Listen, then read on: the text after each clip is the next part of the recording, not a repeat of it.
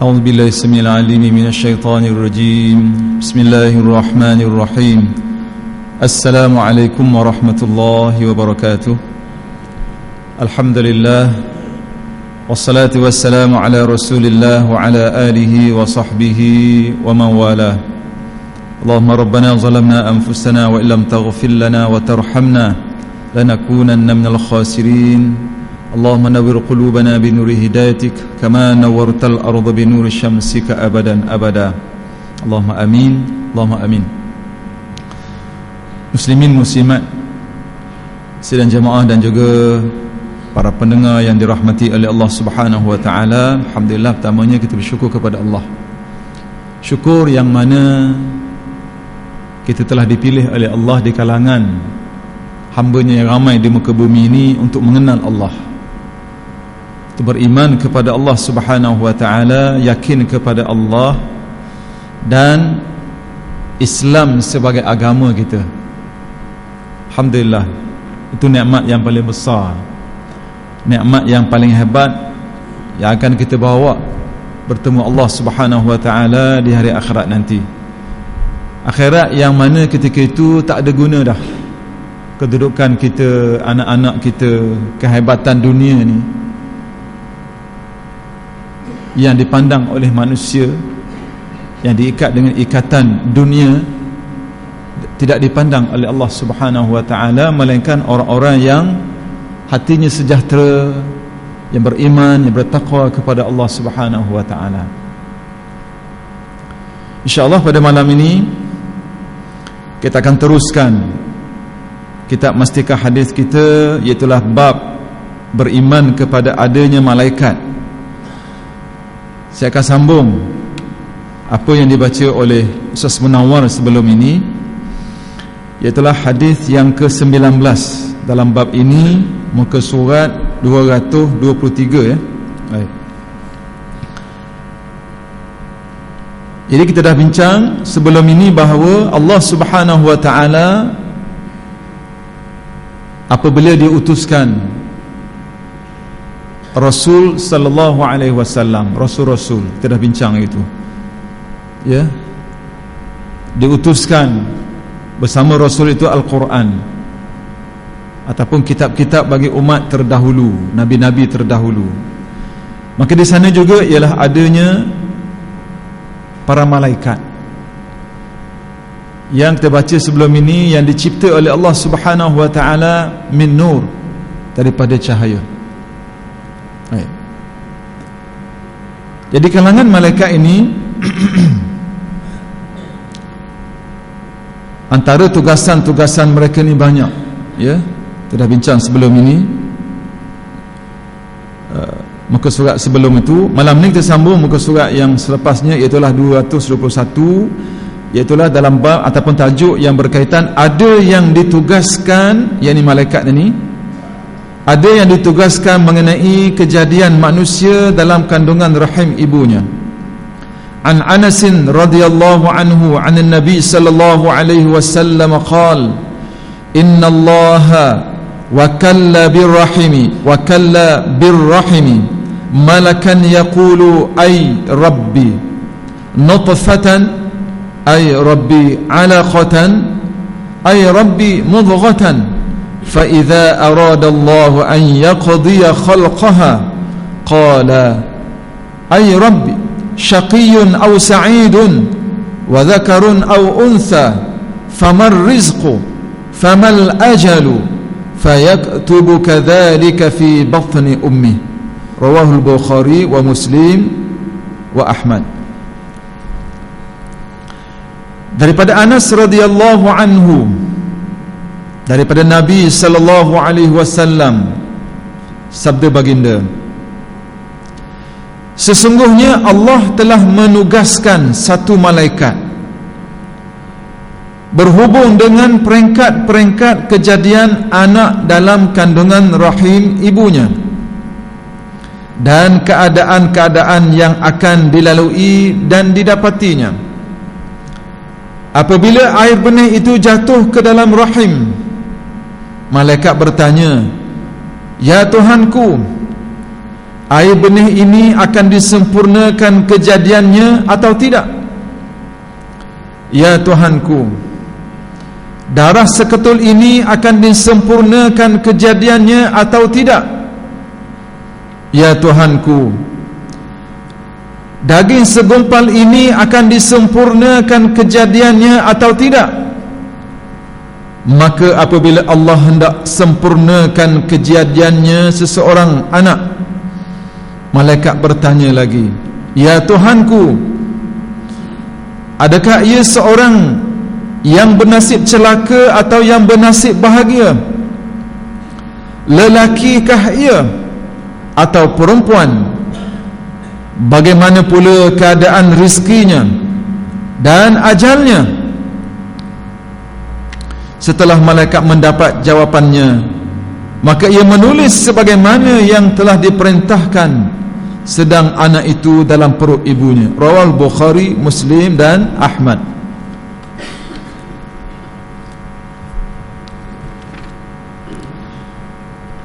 Dalam hadis ini Rasulullah sallallahu alaihi wasallam menyatakan bahawa setiap anak dalam kandungan ibunya ada malaikat yang ditugaskan Tuhan mengenai peringkat-peringkat kejadian, mulai daripada jatuhnya air benih ke dalam rahim ibunya sehinggalah ia cukup sifat-sifat sebagai seorang manusia. Dan malaikat inilah juga yang menulis apa-apa jua yang berhubung dengannya, meliputi rezeki dan ajalnya dan nasib baik atau buruknya. Baik, tuan-tuan bapa yang dikasihi oleh Allah Subhanahu wa taala, dalam bab membicarakan beriman kepada para malaikat ini,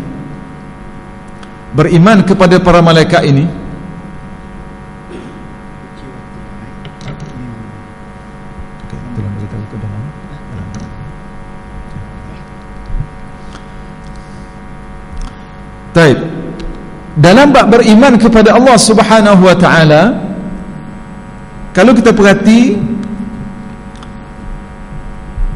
beriman kepada Allah, beriman pada para malaikat, antara tugas-tugas malaikatnya ada di kalangan malaikat ini, kerja dia ni ialah tugasannya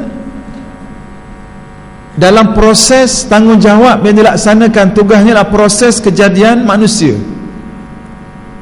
Kita baca dalam hadis ini, ya, manusia ni bila nak diciptakan oleh Allah Subhanahu wa taala, ya, daripada peringkat-peringkat kejadiannya yang berlaku dalam perut ataupun dalam rahim ibunya, anak-anak itu ataupun manusia itu semuanya ada ketentuan daripada Allah. Antaranya yang ditentukan oleh Allah Subhanahu wa taala, itulah yang berkait dengan ajalnya, yang berkait dengan laki perempuannya, berkait dengan rezekinya, nasibnya, baik buruk, ya. Semua ini ialah ditentukan oleh Allah Subhanahu wa taala dalam rahim ibu lagi. Sebab tu akhir hadis ni kata, fayaktubu kadzalika fi batni ummi. Ya, malaikat tu tulis apa yang diberi jawapan oleh Allah Subhanahu wa taala dalam perut ibu, ya, ketika mana bayi tadi ataupun kejadian tadi masih berada dalam kandungan ibunya. Jadi ketentuan ini ditentukan oleh Allah Subhanahu wa taala yang dicatat oleh malaikat yang ditugaskan tadi. Jadi kesimpulannya, ya, kata pengarang, perkara yang akhir sekali dalam bab hadis ini, dalam hadis dicerita, kesimpulannya, tiap-tiap seseorang anak Adam itu dijadikan oleh Allah Subhanahu wa taala menurut apa yang telah diaturkannya. Kita kena wajib beriman ahli sunnah wal jamaah bahawa apa saja yang berlaku kepada kita, ya, nasib kita baik ke buruk ke, kita dicipta asalnya lelaki ke perempuan ke, senang ke susah ke, syaqiyun sa'idun, rezeki kita setara mana, banyak ke sikit je, ajal kita macam mana, mati bila, umur berapa, masa mana. Kita wajib beriman itu adalah ketentuan daripada Allah. Itu satu yang kita kena tetapkan. Ya, adapun kenapa begitu, itu hikmat daripada Allah. Tugas kita berusaha dalam rezeki. Walaupun dalam hadis kita bagaimana ketentuan daripada Allah, tetapi tugas kita berusaha. Sebab ada ketentuan daripada Allah, qada dan qadar Allah, dia boleh berubah disebabkan kekuatan doa yang ada pada kita, pada seorang. Jadi tugas kita berdoa. Tugas kita memohon kebaikan kepada Allah di samping berusaha. Sebab kita tahu yang mana yang Allah tentukan kepada kita. Kita tak tahu. Itu keyakinan yang mesti kita tanam, iman kita dengan Allah Subhanahu wa ta'ala. Cuma di sana ada perbahasan yang agak panjang oleh para ulama tauhid dalam bab bagaimana dikaitkan dengan af'alul ibad, amalan-amalan hamba ni. Perbahasan dia panjang, terutamanya kalau libatkan soal ilmu kalam. Ya, ilmu kalam lah perbahasannya. Kita tak nak bincang benda itu sebab kalau kita melihat bahawa apa yang ditentukan oleh Allah Subhanahu wa ta'ala itu ada hikmatnya. Apa yang ditentukan oleh Allah Subhanahu wa ta'ala itu ada kebaikannya yang kita sendiri tak mampu menjangkau kekuatan ilmu Allah Subhanahu wa ta'ala. Dan satu benda yang kita kena faham, apa sahaja keadaan kita berusaha, kita berdoa, dan sesungguhnya ketetapan Allah Ta'ala itu adalah dia tidak menzalimi terhadap hamba-Nya. Tetapi hamba tu sendiri kadang-kadang dia milih cara yang buruk dengan akal yang ada pada dia, dengan agama yang dibekalkan kepadanya, dengan Quran yang ada padanya, dengan Nabi yang diturunkan kepadanya, masih memilih perkara-perkara yang buruk, berarti dia memilih jalan yang tidak baik. Penghujungnya na'udzubillah ke neraka Allah Subhanahu wa ta'ala. Sebab itulah tugas kita berusaha buat kebaikan, amal-amal saleh yang baik sebaik-baiknya, dan kita berdoa kepada Allah sebaik-baiknya. Mudah-mudahan Allah Ta'ala beri kebaikan kepada kehidupan kita dan akhirat kita, insya-Allah. Jadi ada malaikat yang menentukan apabila dapat jawapan daripada Allah, ketentuannya tentang nasib manusia, ajal manusia, rezeki manusia, maka di sana ada tugas malaikatnya yang melakukannya dan mencatat ketentuan-ketentuan ditentukan oleh Allah Subhanahu wa ta'ala. Okay. Seterusnya lagi, di antara malaikat juga ada yang ditugaskan memerhati amalan-amalan manusia. Hadis yang ke-20, an Abu Hurairah radhiyallahu anhu 'anil Nabi sallallahu alaihi wasallam qala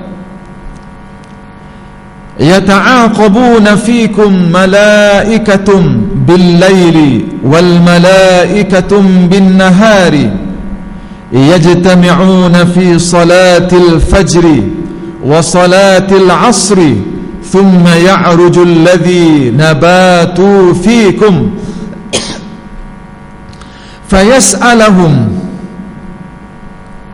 fayas'aluhum wa huwa a'lamu bihim kaifa taraktum ibadi fayaqulun taraknahum wa hum yusallun wa atainahum wa hum yusallun. Rawahu Bukhari wa Muslim wa Nasa'i.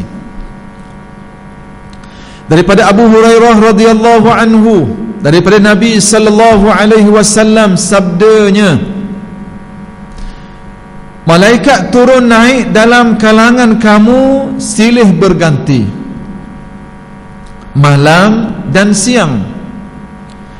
Kedua-dua puak ini berhimpun pada waktu sembahyang subuh dan waktu sembahyang asar.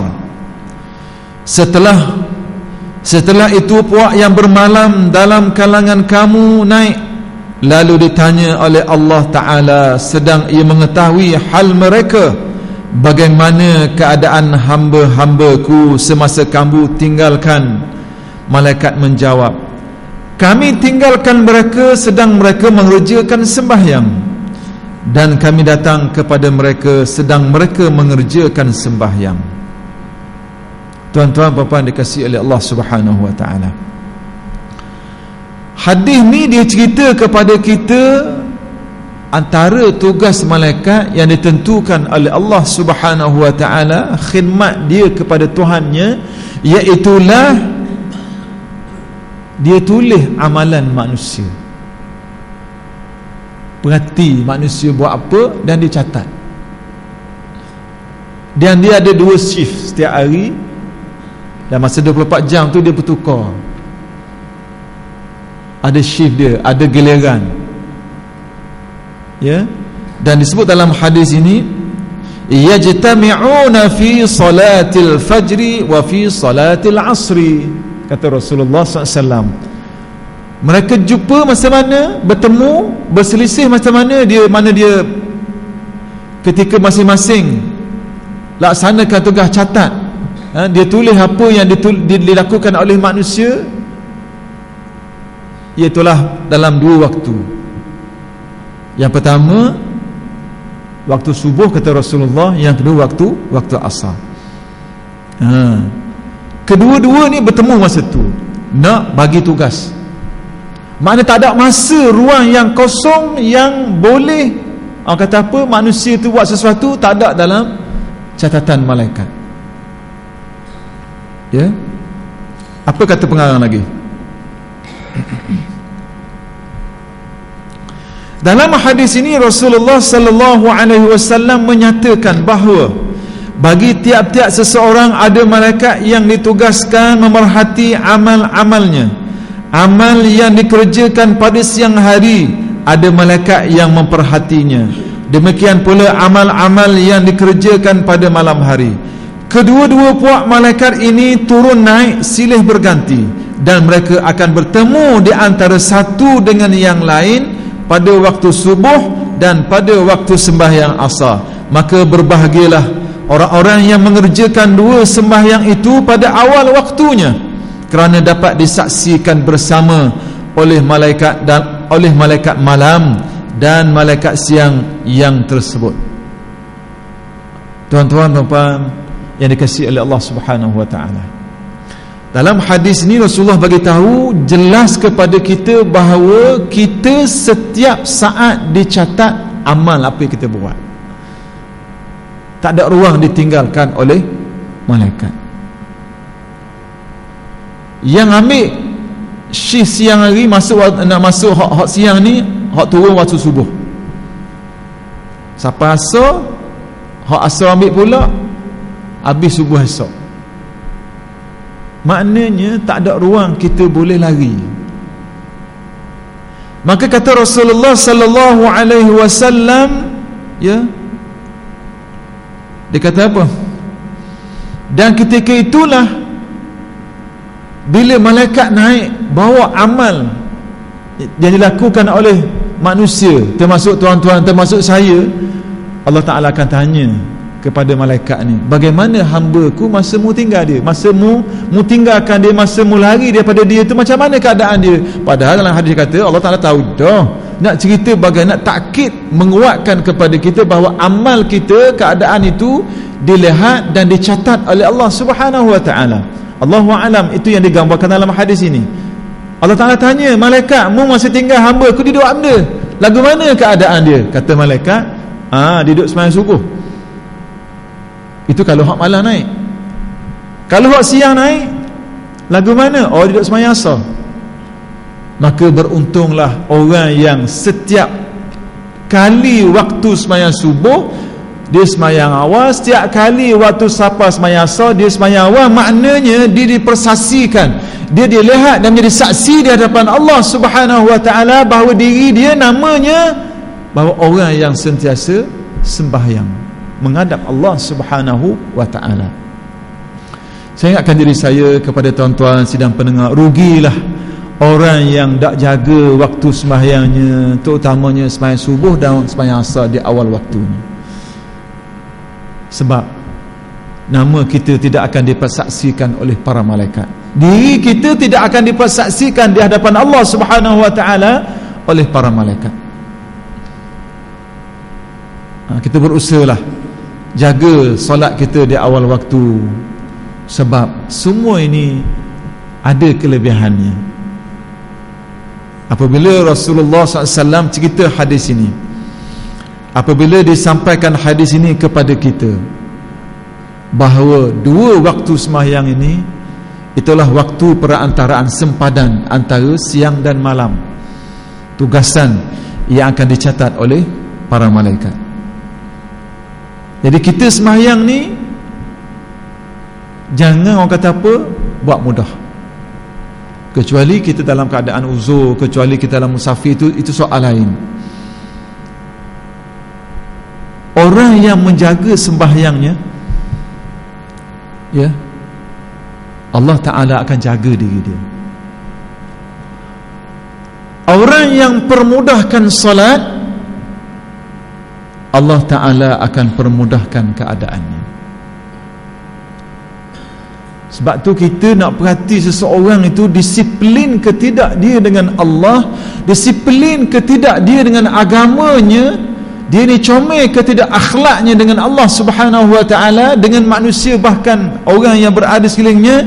Antara benda yang diperhati dulu ialah as-salah, sembahyang dulu.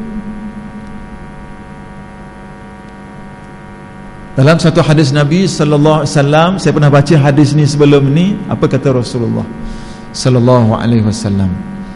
Di hari akhirat, bila dibentangkan amal kepada anak Adam, antara amal-amal yang dicatat oleh malaikat itu, amal yang pertama yang akan dihitung, yang akan dihisab, yang akan diperhati, apa dia tuan-tuan? As-salah, sembahyang. Dan sebut dalam hadis tu, siapa yang elok solatnya, sempurna solatnya, keadaannya bagus, maka dimudahkan hisab, hitungan amal-amal yang lain. Tetapi sebaliknya, apabila sukarnya perhitungan solat fardu itu, maka memberi kesukaran kepada amal-amal selepasnya. Dalam hadis itu juga bagi tahu bagaimana apabila malaikat bagi tahu ada masalah berlaku pada seorang, ada masalah dalam solat itu, tak sempurna, tak elok, mungkin khusyuk tak bagus, mungkin tak sempurna rukun ataupun hukum hakamnya, maka Allah Ta'ala sebut dalam hadis kudusi itu, perhati amal solat sunatnya. Maksud apa tuan-tuan? Maksudnya sembahyang sunat itu dia boleh menampal kelemahan-kelemahan solat fardu kita. Sebab tu jangan buat mudah dengan sembahyang sunat. Sebab ada setengah orang, apa solat sunat je, bukan hak fardu dah. Sebab tu dia ada rawatib.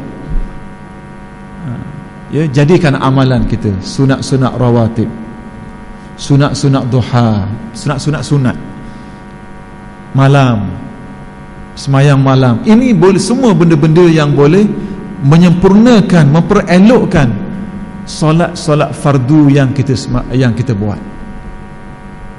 Kemungkinan kita sembahyang khusyuk tak sampai 100%. Jaranglah orang boleh 100%. Sebahagian kecil pun comel dah. Kita, masyarakat kita mengasuh anak-anak generasi kita sekadar solat. Dah sembahyang ke belum? Kita patut pergi tahap yang kedua, dah sembahyang ke belum, khusyuk ke tak, sembahyang tadi. Itu yang lebih baik. Sebab dalam kitab-kitab fiqh kebanyakannya fokus kepada solat, sembahyang rukunya, qaulinya, qalbinya, fi'linya, ya. Tetapi kalau kita buka dalam sembahyang, memanglah yang hukum hakam ni penting, sembahyang ni penting. Tapi kalau kita pergi kepada ayat-ayat Allah Subhanahu wa taala, kalau tengok lagi awal surah Mukminun, Allah kata apa? Qad aflahal mu'minun, sesungguhnya beruntunglah, berjayalah orang yang alladzina hum fi salatihim khashi'un, Sifat yang pertama yang Allah Ta'ala bagi tahu mukmin yang beruntung, mukmin yang berjaya macam mana tuan-tuan, iaitulah orang yang khusyuk dalam sembahyangnya. Allahu Akbar.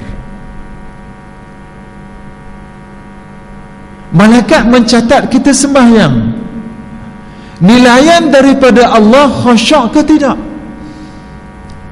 Sebab tu saya suka ulang hadis yang Rasulullah segak sebut. Bagaimana dia kata bila seorang tu dah solat tadi akan diangkat oleh Allah naik ke langit. Ada yang hitam, ada yang bercahaya solat tadi. Ada pun yang hitam legam disebut dalam hadis itu dicampak balik kepada orang yang semayang. Ambil, tak ada nilai di sisi Allah Subhanahu wa taala. Adapun solat yang khusyuk, solat yang sempurna keadaannya, rukun-rukunnya, sifat-sifatnya, syarat-syaratnya, hatinya, zahirnya, perbuatannya, maka solat inilah yang kita mohon kepada Allah. Solat yang disebut sebagai nur yang bercahaya. Jadi bila kita tunai solat, saya ingatkan diri saya kepada tuan-tuan, satu benda yang kita kena ambil berat ialah aku semayang ni mesti khusyuk. Minta kepada Allah sebelum solat, ya Allah berilah kekuatan padaku untuk aku khusyuk. Jazakumullah khairan katsira. Pada imam-imam kita bila nak solat dia kata apa? Semayanglah seperti mana semayang ni semayang yang terakhir. Solat muwaddi', solat yang terakhir. Sebab apa? Bila kita rasa solat tu solat terakhir, lepas ni kita mati, Allahu Akbar, maka kita akan kuat hubungan kita dengan Allah. Bacaan kita, khusyuk kita, rukuk kita, sujud kita dengan penuh rendah diri, dengan penuh kata apa, berhubung kuat dengan Allah Subhanahu wa ta'ala. Biar kita mari perasaan aku semayang ni semayang terakhir dah, tak ada dah, mungkin aku mati dah. Memang kita tak pasti lepas semayang kita hidup ke tidak. Itu antara yang disebut oleh para ulama bagaimana nak khusyuk solat. Yang kedua kata para ulama macam mana nak khusyuk solat, itulah kita tahu apa yang kita baca. Dalam Fatihah kita tahu kita baca benda, dalam doa iftitah kita baca apa, kita faham makna dia. Ada takbir intiqalat antara perbuatan-perbuatan amal yang zahir itu berubah Allahu Akbar. Sujud, antara dua sujud baca tahiyat, kita tahu makna dia ni. Kata para ulama membantu kita nak khusyuk sembahyang. Ya, kita berusahalah supaya apa? Sembahyang kita ni sembahyang yang orang kata apa? Ada perasaan yang boleh hubungkan khusyuk kita dengan Allah Subhanahu wa taala. Jadi hadis ni kata apa? Hadis ini menyebut kepada kita bahawa apabila kita sembahyang subuh, apabila kita sembahyang asar, maka ketika itulah berlaku pertukaran giliran ataupun shift. Malaikat yang jaga kita di waktu siang dan malaikat yang jaga kita, yang mencatat amal kita di waktu malam. Itulah Raqib dan juga Atid. Raqibun dalam Quran kata apa? Raqib dan juga Atid. Ada ayat Quran cerita kepada kita bagaimana setiap perkara itu dicatat oleh malaikat ini. Ma yalfizu min qawlin illa ladaihi raqibun atid. Tidak ada satu lafaz yang disebut oleh manusia itu, kata Allah, malaikat di sana adanya raqib dan juga atid. Cuma yang jadi masalah kepada kita, kita rasa tak sedar, kita dah ingat seolah-olahnya begitu. Tapi bila kita baca kitab-kitab tauhid, kita baca dah ada malaikat yang jaga kita, yang tulis kita, duduk sebelah kiri kita, sebelah kanan kita, yang baik amal tulis sebelah kanan, yang buruk amal kita catat oleh sebelah kiri. Tapi yang jadi masalah kepada kita ialah kita macam tak sedar. Itu yang dosa kita buat tu, na'udzubillah. Kita rasa benda orang tak nampak, tak apa. Orang tak tahu, tak apa. Belakang orang, tak apa. Awal lagi, tak apa. Kita banyak terikat dengan terikat dengan bergantung dengan sifat dunia semata-mata. Lupa di sana ada ilmu Allah, ada pengetahuan daripada Allah, ada tentera Allah, ada suruhan Allah yang duk jaga kita. Ukuran dunia macam mana tuan-tuan? Kalau duduk sini, belakang dah apa dah, duduk belah tiang, belakang tiang dah apa dah, duduk di depan dinding, belakang dinding apa dah. Itu ukuran panca indera dunia. Tapi di sisi Allah tidak begitu. Jadi kadang-kadang kita terikut-ikut cara kita, amalan kita, tingkah laku kita, kehidupan seharian kita terikut-ikut dengan fizikal dunia ni. Ada apa sedangkan malaikat ada. Hatta kita tidur, dia masih melihat apa yang kita buat. Ini kalau terasa sungguh iman kita pada malaikat, dia akan beri kekuatan kepada diri kita. Untuk apa? Untuk taat kepada Allah, untuk melakukan amal soleh, untuk bertakwa kepada Allah, untuk meninggalkan benda-benda yang jahat, meninggalkan perkara-perkara yang buruk. Kalau kita rasa betul-betul beriman kepada para malaikat yang disebut dalam hadis yang ke-20 ni. Na'udzubillah tuan-tuan, di hari akhirat kita takut sangat. Kita takut sangat bila Allah Subhanahu wa ta'ala bentangkan amal kita di hari akhirat, macam-macam amal jahat yang kita buat. Sebab tu dalam Al-Quran saya selalu baca ayat ni, saya ulang balik supaya ingatan kepada saya, motivasi kepada saya, kepada tuan-tuan, kepada sidang pendengar. Apa kata Allah? Allah Ta'ala gambarkan bagaimana di hari akhirat orang yang melakukan maksiat kepada Allah, dia tengok amalnya, menyesal. Allah Ta'ala rakam perkataan mereka ini dalam Al-Quran. Penyesalannya, ketakutannya melihat ancaman azab daripada Allah, melihat neraka Allah Subhanahu wa ta'ala. Apa kata Allah? Perkataan-perkataan mereka yang tidak melakukan amal saleh di muka bumi. Ma li hadzal kitab la yughadiru saghiratan wala kabiratan illa ahsaha. Apa kata Allah? Sebut tentang perkataan mereka ni yang menyesal. Ma li hadzal kitab, buku apa ni? La yughadiru saghiratan wala kabiratan illa ahsaha. Semua tercatat padanya, kecil besar ada belaka. Buku apa ni? Kitab benda ni? Ini orang tak beriman ni. Na'udzubillah tuan-tuan.